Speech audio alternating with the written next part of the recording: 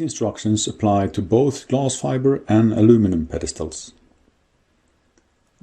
Make sure that the pedestal fits the intended surface.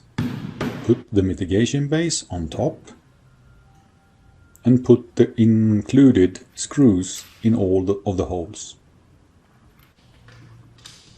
From underneath the pedestal, then put the washers and the lock nuts on the screws and tighten hard. Then put the seat in place and position the pedestal correctly.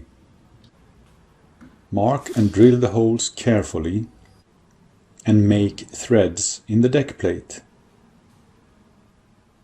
Or use the glass fiber inserts if there is no deck plate. And then make sure that every screw is tightened properly, both in the deck and the mitigation base.